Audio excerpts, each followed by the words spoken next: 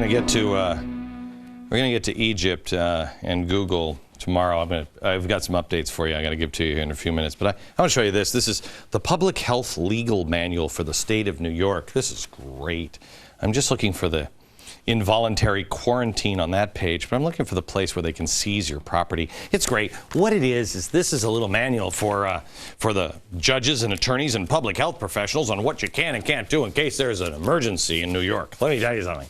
If there's an emergency in New York City, my manual would be this. It would have the pretty color, you know, the cover there, and then you'd open it up, and it would just say one thing: get the hell off the island. That'd be it. Get out. Maybe run for your life. That would.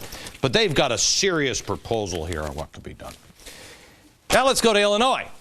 By the way, the fearmongers in New York saying that all of this stuff is crazy, scaring all the doctors.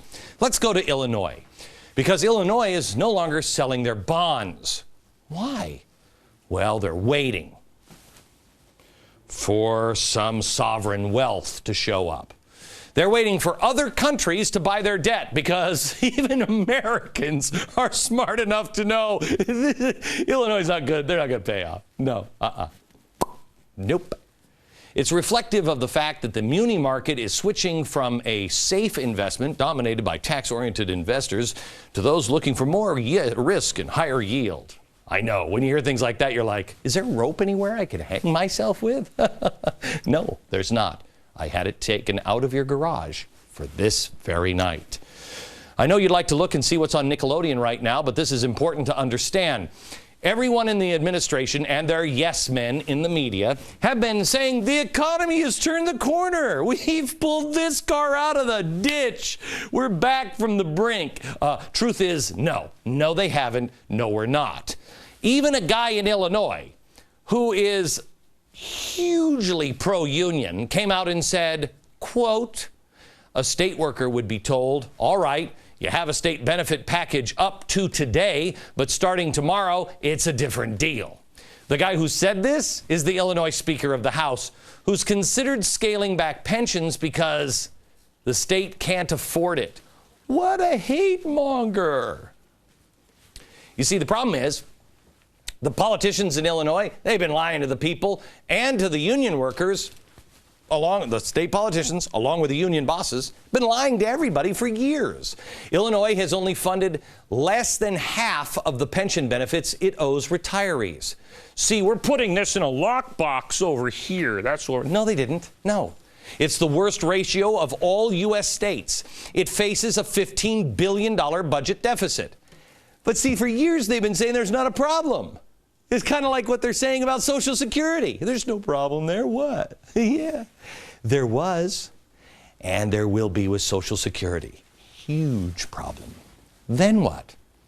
Let's go to Wisconsin, where Governor Scott Walker, what a hate monger, admitted that he had to brief the state's National Guard last week about potential unrest after labor leaders expressed anger over his emergency budget proposal. Now that's crazy. What? Who's saying things that are... He's just wanting to make cuts to the budget. Yeah. You see, it also threatens unions' rights for collective bargaining. And now the state's AFL-CIO is running an ad. Is Richard Trump... Dick, what are you doing now, you knucklehead? Yes, the AFL-CIO is calling in this ad the budget cuts radical and unfair. Well, let's let democracy run the course. The winner in a democracy, of course, is the one that is the best organized. And look how Dick has organized his people. Here's the ad. There's now a move underway by some politicians in Madison to take away the rights of thousands of teachers, nurses, and other trusted public employees. It's a bill to take away any say they have in the workplace and to eliminate their union. It's unnecessary and it's unfair. Unnecessary and unfair, unnecessary. Yesterday, in a completely surprising move, students and teachers from the University of Wisconsin-Madison, you know, the home of Joel Rogers and the home of progressive. This is a progressive nation. They marched on the Capitol protesting the cuts. Students did. That is weird. By the way, I should let the teachers and the students know, I don't know if you watched the Tea Party, but I know how Obama feels about people holding signs and rallying peacefully, getting together and speaking their mind. He doesn't like it. Look out. He and the media are going to start ridiculing you any moment.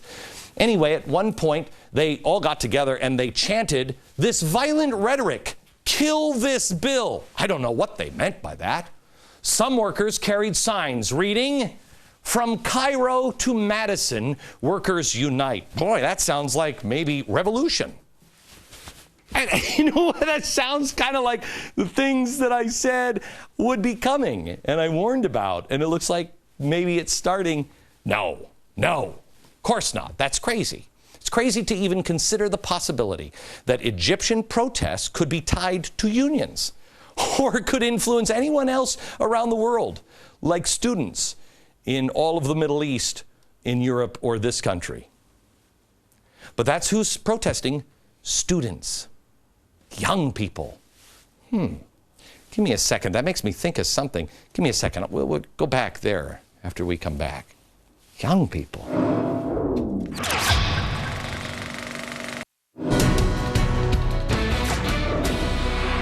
We are witnessing history unfold. It's a moment of transformation that's taking place because the people of Egypt are calling for change. And they've turned out in extraordinary numbers, representing all ages and all walks of life. But it's young people who've been at the forefront. A new generation, your generation, who want their voices to be heard. Well, I can't remember who it was that said that a younger generation can rise up and make a transformation. Oh, well, it'll come to me in a minute. Let me take a look at the unions and the community organizers and the progressive groups, people who are all calling for Americans to take a stand and take to the streets and protest, whether it be for better wages, more unemployment, lower tuition, or, just out and out communism. Francis Fox Piven asked in The Nation a couple of months ago, so where are the angry crowds, the demonstrations, the sit-ins, the unruly mobs? After all, the injustice is apparent. Oh, yeah. Francis, you gotta wait. You haven't destroyed the economy enough. You've enslaved the people, but our orange juice is still affordable. Our gas is still affordable. We can still afford most of our shirts, and a lot of people, have jobs. Keep killing the jobs and deflating the money. Oh, it'll be great. Does anybody remember the 60s? When the radicals we now have running the show in Washington were realizing, hey, I think I hate my parents and this country. Oh, that was great. The Revolutionary Communist Party does think that it can happen here and that the capitalist system could be the cause. They say, many people insist there could never be a revolution in this country. The powers that be are too powerful. And the people, like you, are too messed up and too caught up in just going along with the way things are. The revolutionary forces are too small. But this is wrong. Revolutionary Communist Party, revolution in America is possible. Yay. They continue. Revolution requires consistent work. Building for revolution to have a real chance of winning. Do you remember when radical college students hosted a day of rage in Chicago in the 1960s? Oh my gosh, it was the students of Egypt that just held a day of rage in Egypt, followed by Iran and Yemen and Bahrain, and they were using Google. Well, now, some of them are calling for one in America. Yeah. I'll show that to you when we come back.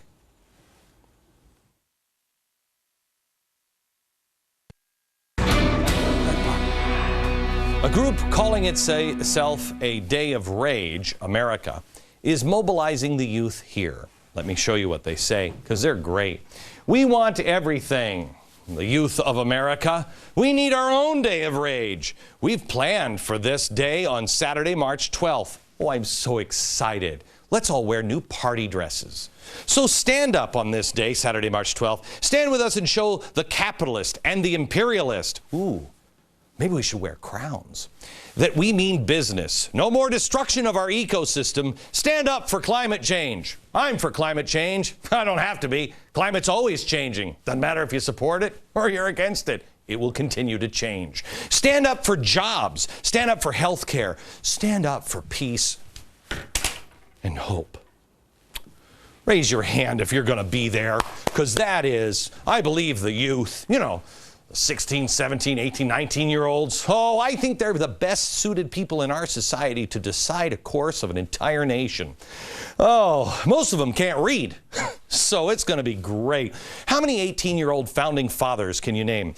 I'm going to ask the 18-year-olds, you know, the general population, how many founders can they name? Not their fault. It's the school and now the colleges. Name any of them that were 18 years old or 20 years old. Thomas Jefferson was the youngest. He was 33 when he wrote the Declaration of Independence. Franklin was in his 70s. Washington was 44. John Adams, 41. See, these were men of not just learning, but experience and wisdom. I was a dope at 18. 35, I was still pretty dicey. Today, So why is it we're so enamored with the youth rising up? They know better? Since when?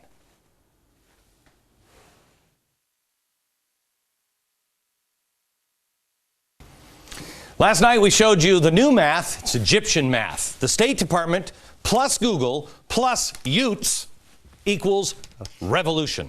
Tomorrow we have much, much more on that story you don't want to miss.